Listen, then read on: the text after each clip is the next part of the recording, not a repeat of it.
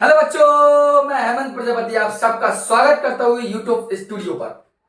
आज बच्चे हम बात करेंगे अपनी चैनल एचपी केमिस्ट्री क्लासेस में।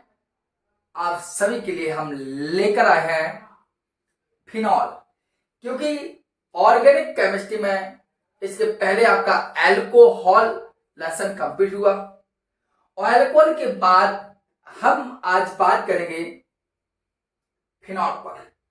जैसा कि हम फिनॉल का देखते हैं, आप यहाँ लेक्चर फर्स्ट लिखा है मैंने, ये फिनॉल टॉपिक का लेक्चर 1 होगा। यहाँ पर हम बात करेंगे फिनॉल होते क्या है और फिनॉल होते क्या है। चलिए बात करने से बात को बंद करते हैं, आगे पढ़ाई करते हैं, ठीक है। तो टाइम बर्बाद मत करें हम आपका। चलिए, आशा करते हैं अच्छे होंगे आप लोग, ठीक है। चलिए यहाँ पर बात है फिनॉल। तो फिनॉल होता क्या है, तो हर व्यक्ति या हर आप जानते होंगे फिनॉल का फॉर्मूला आप अच्छे से जानते हैं। जो फिनॉल होता है इसका फॉर्मूला होता है C6H5OH, या इसको आप इस प्रकार के रूप में लिख सकते हैं। तो आपको पता होगा बेंजीन के ऊपर हाइड्रोक्सिल समूह लग जाता है, यही फिनॉल है। बोले बस इतनी बड़ी बात साहब ना, बात केवल है कि फिनॉल जो होता है एक प्रकार का C6H5OH है इसका मॉलिक्यूलर फॉर्मूला, और C6H5 मतलब बेंजीन के ऊपर हाइड्रोक्सिल समूह लगा दें तब भी वो आपका फिनॉल होगा। लेकिन हम फिनॉल को कैसे परिभाषित करें, तो बच्चों थोड़ा ध्यान देना। मैं कहता हूं, आप देखते हैं बेंजीन के ऊपर लगा, और बेंजीन क्या होता है सर, एरोमेटिक यौगिक। बेंजीन क्या होता है, एरोमेटिक यौगिक होता है। क्या होता है, एरोमेटिक यौगिक। तो बेंजीन होता क्या है, एक एरोमेटिक यौगिक होता है। तो चलिए हम बात करते हैं एरोमेटिक यौगिक होने पर क्या होता है। चलिए तो हम बात करें अच्छे से। चलिए देखिए, मैंने कहा कि वे, परिभाषा लिखता हूं मैं, कि वे एरोमेटिक यौगिक जिनमें हाइड्रोक्सिल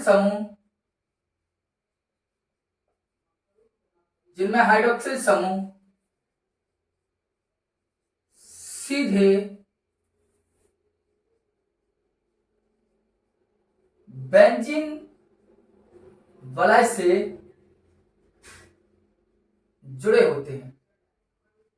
समझ में आ चुकी होगी। मैंने कहा जब हाइड्रोक्सिल समूह डायरेक्ट बेंजीन से जुड़ा हो तो वह फिनॉल कहलाएगा। जैसे ये आपकी बेंजीन है और बेंजीन रिंग के रूप में है, और यहां पर डायरेक्ट हमने OH जोड़ दिया तो फिनॉल है। और यदि आप कोई बच्चे सोचे सर यदि हम ऐसा कर दे एक कार्बन के पास के बाद OH लगा दें तो ये फिनॉल नहीं होगा, फिनॉल ये होगा। क्योंकि परिभाषा भी कहती है कि वे एरोमेटिक हाइड्रोक्सी यौगिक जिसमें हाइड्रोक्सिल समूह सीधे बेंजीन वलय से जुड़े हों। तो डायरेक्ट बेंजीन वलय से जुड़ जाए तो वो कहलाता है आपका क्या, एरोबो। तो आपका कहलाएगा आपका फिनॉल कहलाएगा। क्या कहलाएगा, फिनॉल। ठीक है, चलिए आगे देखें। तो इन सब की बात करते हैं, आपकी फिनॉल की बात हुई। अगर हम फिनॉल को देखें तो आपने कैटेगरी कई देखी होंगी, समझा होगा, कुछ फॉर्मूले तो में देखना। जैसे कि आपको पता है ये आपकी बेंजीन है और बेंजीन पर OH लगा दें तो आप खुद जानते हैं इसे हम फिनॉल कहते हैं, नहीं। और यदि बेंजीन है आपकी, ये आपका फिनॉल है। इसी प्रकार और भी यदि हम देखें तो भी आपका ये फिनॉल है। डायरेक्ट बेंजीन से जुड़ रहे ना हम, तो देखो हम बार बार बना के दिखा रहे हैं आपको, तब भी फिनॉल है। बात समझ में आई होगी मुझे। मैंने कहा कि बेंजीन रिंग से डायरेक्ट सीधे सीधे हाइड्रोक्सिल समूह लग जाए तो फिनॉल है। और यदि फिनॉल के ऊपर पोजीशन पर यहां पर यदि CH3 लग जाए, अब CH3 यहां लग जाए या CH3 यहां लग जाए, तब इनके नेमिंग क्या होते हैं या इन्हें हम कहते क्या है। तो आप देखो क्रियात्मक समूह यहां है, तो क्रियात्मक समूह के बगल वाला कॉर्नर आपको पता है ऑर्थो कहलाता है, ये हम आपको सिखा चुका हूं। तो ऑर्थो, अब जब फिनॉल के साथ CH3 लग जाए किसी भी पोजीशन पर, ऑर्थो, पैरा या मेटा पर, फिनॉल के साथ CH3 लग जाए तो उसे हम टॉलुइन कहते वो तो उसे हम क्रिसॉल कहते हैं। क्या कहते हैं? क्रिसॉल। अर्थात ये ऊपरी पोजीशन पर है इसलिए इसको बोलेंगे ऑर्थो क्रिसॉल। ये आपका ऑर्थो हुआ तो ये मेटा, अर्थात इसे बोलेंगे मेटा क्रिसॉल। और सबसे पैर के नीचे है तो इसे बोलेंगे पैरा क्रिसॉल। बात समझ में आ रही हो मैं कहना क्या चाहता हूं? कि फिनॉल तो हम समझ चुके कि फिनॉल का मतलब है डायरेक्ट सीधे हाइड्रोक्सिल समूह सीधे बेंजीन से जुड़ जाए तब तो फिनॉल है। लेकिन फिनॉल में यदि मेथल ग्रुप आ जाए तो उसे हम बोलते हैं क्रिसॉल है। लेकिन ऑर्थो पोजीशन पे हो तो ऑर्थो क्रिसॉल, मेटा पोजीशन पे तो मेटा क्रिसॉल, पैरा पोजीशन पे CH3 तो उसे हम पैरा क्रिसॉल कहते हैं। इसी प्रकार आपको बता दूं जैसे कि आपका ये फिनॉल है, आपको पता है ये हमारा क्या कहलाता है? फिनॉल। और आप ये भी जानते हैं कि ये भी हमारा क्या है? फिनॉल। आप इसको भी जानते हैं कि ये भी हमारा फिनॉल है और आप इसको भी जानते हैं कि ये भी हमारा फिनॉल है। अर्थात ये सभी के सभी हमारे फिनॉल है। क्यों है फिनॉल? क्योंकि डायरेक्ट अटैच्ड है हाइड्रोक्सिल समूह बेंजीन रिंग से। और यदि OH यहां लगा दे हम, यदि OH हमने अब यहां लगा दिया, यदि OH हमने यहां लगा दिया या OH यहां भी लगा रहने दें, यहां भी लगा रहने दें और यहां भी लगा रहने दें, केवल 2 पोजीशन पे जिसको मैं रखता हूं, ठीक, तब क्या होगा? देखिए यदि मैंने OH और एक OH यहां लगा ही है और एक OH वहां लगाया तो इसे बोलते हैं कैटेकॉल। ऐसी पोजीशन कभी भी मिले तो समझ जाना ये कैटेकॉल है। और पैरा मध्य वाली स्थिति में है ऑर्थो और ये मेटा वाली स्थिति में आए तो इसे हम बोलते हैं रिसोर्सिनॉल। रिसोर्सिनॉल बोलते हैं इसे हम। इसे बोलते हैं क्विनॉल। क्या बोलते हैं इसे हम? क्विनॉल। और इसे क्या बोलते हैं? पाइरोगैलॉल। बात समझ में आ गई? आई होप कि आपको इतनी बात समझ में आई होगी। अब बात आई समझ में तो आगे बात करें कि आप देखें इस ऊपर वाली पोजीशन पर देखें, आप ऊपर वाली पोजीशन पर अच्छे से देख लें, इसकी शॉट बाद में लेना, लिखना बाद में, तो समझ लीजिए। आप ऊपर वाली पोजीशन पर देख रहे हैं कि केवल एक OH है, अर्थात इनको हम बोल सकते हैं मोनो हाइड्रोक्सी। क्या कह सकते हैं? मोनो हाइड्रोक्सी बोल सकते हैं, ठीक है। और यहां तक आप देखिए तो ये यहां तक आपके दो OH है, यहां पर एक OH था तो एक हाइड्रोक्सी बोला, यहां पर दो है तो इसे बोल सकते हैं डाई हाइड्रोक्सी, डाई हाइड्रोक्सी बोलते हैं। और यहां पर 3 है तो सीधा लिख दे सकते हैं हम पॉली हाइड्रोक्सी। समझ बात मेरी आई होगी? तो इसे बोलते हैं मोनोहाइड्रोक्सी, उसे बोलते हैं इधर एक हाइड्रोक्सिल समूह तो मोनोहाइड्रोक्सी, यहाँ पर दो हाइड्रोक्सिल समूह तो डाइहाइड्रोक्सी, और 3 है तो सीधा पॉलीहाइड्रोक्सी। आप देख रहे हैं या इसके ऐसी पोजीशन आपको मिले ऐसी तो कैटेकॉल है, और मेटा पोजीशन को रिसोर्सिनॉल, और पैरा पोजीशन तो क्विनॉल, और लगातार आपके हो तो पाइरोगैलॉल बोलते हैं, ठीक। आपको बता दें, स्क्रीनशॉट आप ले सकते हैं अच्छे से, कोई दिक्कत नहीं है। आपको मैं यहां थोड़ी सी बात बता दूं, यहां पर इतनी सी जगह पर दिक्कत ना हो आपको, ठीक है। तो बात क्या है यहां पर बताने की, आपको बता दें फिनॉल जो आपका है, रुंजे ने इसको खोजा था ऐसा माना जाता है। किसने? रुंजे इसका डिस्कवर है, रुंजे ने इसके बारे में बताया था हमें सबसे पहले, और रुंजे ने ही इसकी अम्लीय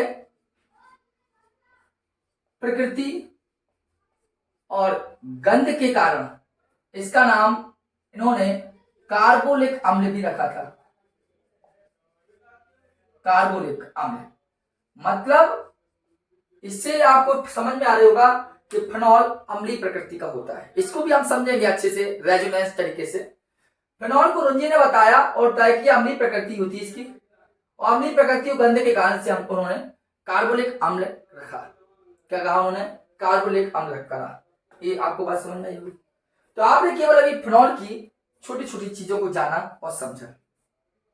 समझ में आ रहा होगा आपको, तब तक स्क्रीनशॉट लीजिए आप। ठीक है, चलिए आगे बात करते हैं, हम इसको अलग करें। ठीक है, आपने फिनॉल समझा कि फिनॉल क्या है, और छोटी सी बात जानी फिनॉल के बारे में। ये लेक्चर आपका पहला है। अब बात करते हैं कुछ फिनॉल के बारे में, बनाने की विधियों पर। ठीक है, फिनॉल को बनाया कैसे जाता है।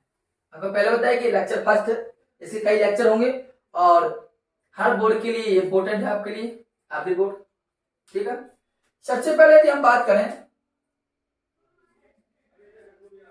बनाने की विधियां पर, किसकी बनाने की विधियां चलेगी सर? फिनॉल की चलेंगी। किसकी चलेंगी? फिनॉल की। तो प्रिपरेशन ऑफ फिनॉल कैसे बनाएंगे? तो सबसे पहला मेथड आप देखिए, आपको बनता भी होगा एनिलीन से। आप नोट भी बना सकते हैं आराम से, एनिलीन से। ठीक है, एनिलीन से बनाएंगे, कैसे बनाएंगे थोड़ा देख लीजिए। ठीक, एनिलीन से कैसा बनता है, आप थोड़ी बात ध्यान देना यहां पर, एनिलीन से कैसे। तो मैं बता दूं आपको, मैं कहता हूं कि जब एनिलीन का 0 से 5 डिग्री सेल्सियस पर, कितना पर, जब एनिलीन को हम 0 से 5 डिग्री सेल्सियस पर NaNO2 प्लस HCl के साथ, जब एनिलीन का 0 से 5 डिग्री सेल्सियस पर NaNO2 प्लस HCl के साथ गर्म करते हैं, तब बेंजीन डाई एजोनियम क्लोराइड बनता है। इस बात को ध्यान देना। मैंने कहा जब एनिलीन का इतनी डिग्री पर हम गर्म करेंगे तो क्या बनेगा? बेंजीन डाई एजोनियम क्लोराइड बनता है। और ये बताओ मैं लिख क्यों रहा हूं, आपको समझना चाहिए, आपका नोटबुक बन सके, इसलिए नोट हो सके। ठीक है, फिर कंप्लीट हो सके। और मैं कहता हूं जिसे उबालने पर, जिसे क्या करता है, उबालने पर फिनॉल प्राप्त होता है। अभी तक यूट्यूब पर कोई लिखवाता ना होगा मेरे हिसाब से, केवल या तो आपको पीडीएफ दे दी जाएगी तो लिख लीजिए, वही से होता है। तो आप एक कोचिंग की बात एक फील कीजिए जिससे आप लिख भी सके सही से। ठीक है, अब आइए थोड़ा रिएक्शन को देखें। उन्होंने कहा जब एनिलीन का, तो एनिलीन का सूत्र होता है C6H5NH2। तो उन्होंने कहा जब एनिलीन का 0 से 5 लिख दीजिए, 0 से 5 डिग्री सेल्सियस क्या कहता है, NaNO2 प्लस HCl, ऐसे के साथ गर्म करते, मतलब इन दोनों का करना है गर्म करेंगे, तो बेंजीन डाइनोनियम मतलब C6H5N2Cl। ये तो कहा कि एनिलीन का 0 से 5 Na2HCl Na2HCl गर्म करना, तो बेंजीन डाइनोनियम मतलब ये तो गलत है। बेंजीन डाई एजोनियम क्लोराइड को हम शॉर्ट में बोलते हैं BDC। और क्या, जब इसको उबालने पर, उबाल तो भाई जल के साथ है, अकेला थोड़ी उबल जाएगा कोई, तो कुछ नहीं, आप जानते हैं नाइट्रोजन अलग हो जाएगा आपका, Cl जाएगा, इधर से H उठाएगा तो HCl होगा, और बचा क्या, C6H5 बचा ही है, और OH मिल गया तो ये खिला जाए अपना। बताइए, कोई छोटी सिंपल रिएक्शन है, पीछे आपने देखी भी होगी, क्या पता। ठीक है, इतना पढ़ा चुका हूं मैं आपको। दूसरे पॉइंट की बात करें, सॉरी सर, दूसरे प्रक्रम की बात करें तो आपका है डाउ प्रक्रम। डाउ प्रक्रम से कैसे बनता है, डाउस प्रोसेस क्या है, डाउ प्रोसेस है क्या, और रसिक प्रक्रम भी क्या है, हम इसकी भी अच्छे से ध्यान देंगे। बस मेरा भी आप एक काम कर दीजिए, बस काम वो है कि चैनल को सब्सक्राइब अवश्य कर लें और बेल आइकन भी दबा लें, जिससे आपको हर सूचना मिल सके।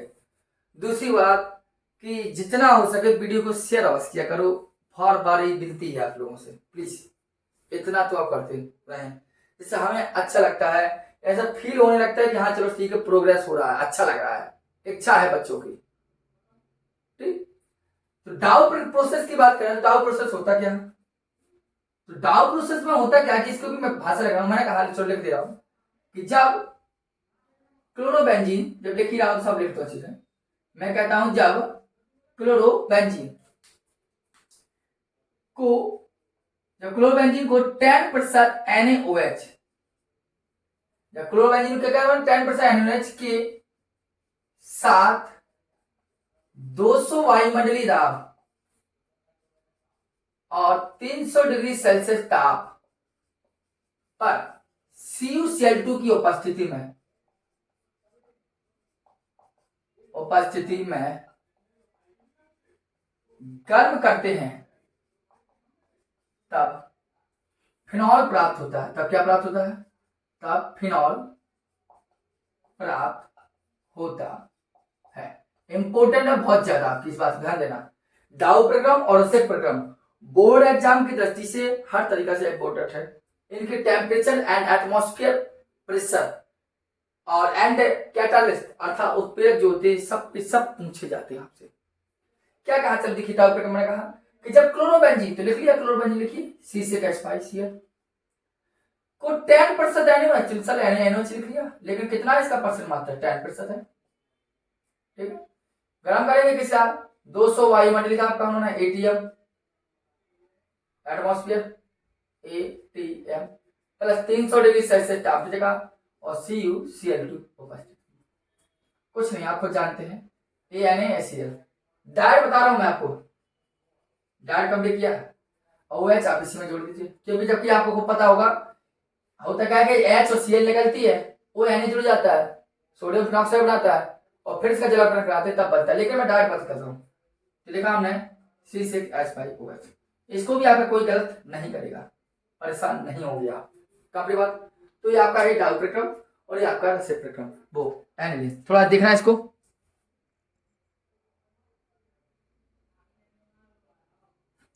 चलिए देख लिया आपने, इसकी शॉट ले लीजिए। आगे हम बात करते हैं, चलते हैं आपके रसेक प्रक्रम पर। इसको आप स्क्रीनशॉट ले लीजिए अच्छे से, ठीक है। चलिए बात करते हैं आगे। अगर हम रसेक प्रक्रम की बात करें तो रसेक प्रक्रम भी देखेंगे हम, और ये काफी क्या बोलते हैं उसको, क्यूमीन प्रोसेस, क्यूमीन से कैसे बनती है इसको। चलिए यही बात करते हैं। पहले हम देखें रसेक प्रक्रम। अब मैं रसेक प्रक्रम थ्योरी लिख रहा हूं, थोड़ा टाइम काफी लग जाता है। अब मैं बोल दूंगा, आपको बता दूंगा कि ऐसा ऐसा करना है, ठीक है।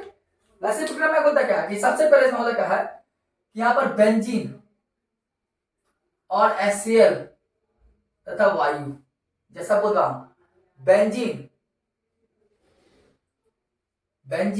HCl और वायु का मिश्रण, दोनों के दोनों 200 से 300 डिग्री सेल्सियस टेम्परेचर पर। उत्प्रेरक वायु का क्यूप्रेट क्लोराइड CuCl2। मैंने कहा जब बेंजीन HCl और वायु के मिश्रण को 200 से 300 डिग्री सेल्सियस ताप पर CuCl2 को 25 ग्राम करें तो अब होना क्या है, क्लोरोबेंजीन बनती है। क्या बनती है? क्लोरोबेंजीन। बस कुछ नहीं करना है, क्या बनती है? क्लोरोबेंजीन। अब क्या बचा आपका भाई साहब, यहां से H निकलेगा, यहां से H निकलेगा, यहाँ का H, यहाँ का H और यहाँ जाएगा O के पास, तो सब बचा क्या है? H2 बाहर निकल जाएगा। ऑक्सीजन यहाँ 2 है तो हम कुछ ना करें, यहाँ 1 है तो यहाँ पर हाफ लगा दे, पूरा बैलेंस कर देगा। और अब दोबारा प्रोसेस में क्या करते हैं, यही क्लोरोबेंजीन जो आपकी बनी है, इसी क्लोरोबेंजीन को हम क्या करते हैं, किसी जल के साथ अभिक्रिया कराते हैं सिलिका उत्प्रेरक की उपस्थिति में, ऐसा ही और 500 डिग्री सेल्सियस टेम्परेचर पर।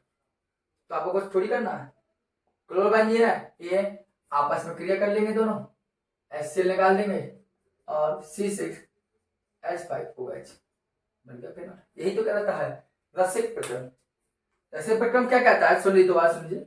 मैंने कहा बेंजीन HCl और वायु के मिश्रण को 200 से 300 डिग्री सेल्सियस ताप पर CuCl2 की उपस्थिति में गर्म करते तो क्लोरोबेंजीन बनती है, जिसका सिलिका उत्प्रेरक पर 500 डिग्री सेल्सियस पर जलावरण कराते हैं तो फिनॉल प्राप्त होता है।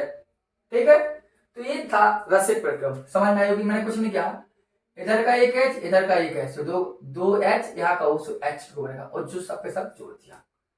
अब चलिए क्यूमीन प्रोसेस देख लें, इसको आप मिटाना कुछ जगह हमें थोड़ा ज्यादा चाहिए। चलिए ठीक है, प्रोसेस और देख लेना, मैं क्यूमीन की लास्ट की बात करता हूँ। एक बात देखना बेंजीन से कैसे बनेगी फिनॉल। बेंजीन से आपको पता है ना, बेंजीन का सूत्र क्या होता है, C6H5। अब इसके अभी क्या होता क्या है, अरे बेंजीन का सूत्र कह रहा हूं C6H6 और V2O5 उत्प्रेरक की उपस्थिति में V2 वेनेडियम पेंटा ऑक्साइड की उपस्थिति में इससे क्या होता है ऑक्सीकरण, ठीक है। तो होता क्या है, डायरेक्ट बन जाती है फिनॉल C6H5OH और O ऑक्सीजन यहाँ एक है तो यहाँ लगाते हैं, या आप ऐसा बना लीजिए इसको, बेंजीन ले लीजिए बेंजीन के रूप में और हाफ O2 कर लीजिए और बना दीजिए C6, नहीं वैसे ही प्रोसेस इससे सिंपल सी है V2O5, इसके ऊपर बढ़ती है, ये भी जरूरी है आपके लिए, ऐसी बात नहीं है। रिएक्शन अच्छी होती है और अधिकांश सभी रिएक्शन हैं आपके लिए अच्छी होती है, ठीक है। चलिए क्यूमीन प्रोसेस करते हैं, और क्यूमीन प्रोसेस आपको पता भी है कि इंपोर्टेंट भी है, क्या नहीं है आपको भी पता है क्यों है। चलिए आइए क्यूमीन प्रोसेस पर हम बात करते हैं। चलिए हम बात करते हैं क्यूमीन से फिनॉल का बनना, ठीक है। अब क्यूमीन से फिनॉल कैसे बनती है, चलिए देखिए। सबसे पहले हमें कुछ नहीं करना है, बेंजीन लेंगे हम और बेंजीन की क्रिया प्रोपीन से कराएंगे CH3 CH double bond CH2 मैथ एट प्रो, तो यहां में लिया प्रोपीन फर्स्ट और ये हमारी होगी बेंजीन। सबसे पहले निर्जल अर्थात एनहाइड्रेट AlCl3 की उपस्थिति में बेंजीन की अभिक्रिया प्रोपीन फर्स्ट से किसकी उपस्थिति, निर्जल AlCl3 की उपस्थिति में बेंजीन प्रोपीन से क्रिया करेगी निर्जल AlCl3 की उपस्थिति में। होगा क्या, ये पूरा का पूरा फंडा यहां जुड़ेगा, तो यहां से हाइड्रोजन निकलेगा वो इसके साथ आ जाएगा, अर्थ इस प्रकार होगा। देखो दोबारा कर रहा हूं, मैंने बेंजीन ली, बेंजीन के जब अभिक्रिया प्रोपीन फर्स्ट से कराई, मैंने कहा ये पूरा का पूरा यहां जुड़ेगा, तो यहां से निकलेगा H, वो H इसके साथ जुड़ेगा, हो जाएगा CH3। देखिए CH यहां होगा, CH3 पहले था ही, डबल बॉन्ड था सिंगल बॉन्ड, हो गया CH3। इसी को बोलते हैं क्यूमीन। क्या बोलते हैं, क्यूमीन बोलते हैं। अब होगा क्या, क्यूमीन का किसी भी उत्प्रेरक पर हम ऑक्सीकरण करा देते हैं, ठीक। तो क्यूमीन का किसी उत्प्रेरक को ऑक्सीकरण कराएंगे तो कैसा होगा, देखना। ये आपका फिनॉल टाइप का बना है, C है, एक ऑक्सीजन परमाणु हमने यहां लगाया और एक OH यहां लगा दिया और ये हो गया हमारा CH3 और CH3। आपका सर ये कैसा कर दिया मुझे समझ नहीं आया। तो दो ऑक्सीजन परमाणु थे नहीं थे, एक O के साथ लगाया C के साथ CO और एक वो था तो OH से लगा तो OH पूरी कपड़े। अब आप जब इसको गर्म कराएंगे तो जो आप दिखाई दे रहा है आपको, ये वाला पूरा का पूरा फंडा ये आपका अलग हो जाएगा। देखो इस प्रकार CH3 CO CH3 और OH जो ऊपर है वो आपका नीचे आ जाएगा इस प्रकार, ये आपका होगा फिनॉल। बताइए समझ में आया आपको। तो कहने का मतलब है बेंजीन सबसे पहले प्रोपीन फर्स्ट से क्रिया करता है, तो ये आपका पूरा का पूरा यहाँ जुड़ता है और ये हो गया CH3 हो जाएगा, क्योंकि एक H यहाँ से निकलेगा CH3 हो जाएगा। अब इसमें ऑक्सीजन जोड़ा दो, तो एक C के साथ तो CO, एक H के साथ तो OH और बाकी C जोड़ा। जब इसको गर्म करेंगे तो फंडा अलग हो जाएगा और आपका फिर हो जाएगा फिनॉल। तो ये आपका बना फिनॉल प्रोसेस। फिनॉल बन चुका है, हद तक क्यूमीन प्रोसेस है। बताइए किसी प्रकार की आज के लेक्चर में आपको कोई परेशानी या आपको ऐसा लगता होगा हमें समझ में नहीं आई है तो आप हमें कमेंट बॉक्स में कमेंट अवश्य कीजिए। आपको किसी प्रकार कोई क्वेश्चन हो तो आप बताइए, ठीक है। और जो समस्या हो अपनी शेयर अवश्य करें, पूछिए किसी प्रकार की दिक्कत हो। अब हम नेक्स्ट लेक्चर में लेके आएंगे। अभी हमने आपको कोल तार से फिनॉल का निर्माण नहीं समझाया, हो सकेगा तो उसको हम एक लेक्चर में लेके आएंगे और उसी में अम्लीय फिनॉल अम्लीय प्रकृति के होते हैं कि नहीं होते हैं उस पर भी हम बात करेंगे, ठीक है। तो आप इतना लिख लीजिए आप और समझ लीजिए, कोई दिक्कत हो तो हमें आप बताएंगे, लेकिन वीडियो को शेयर करना मत भूलें और चैनल को सब्सक्राइब अवश्य कर लें यदि आप नए हों। यदि आप तक अभी तक चैनल को सब्सक्राइब नहीं किया है, रेड बटन को नहीं दबाया है, तो आपसे गुजारिश बार बार करता हूं कि आप चैनल को सब्सक्राइब अवश्य कर लीजिए, ठीक है। धन्यवाद।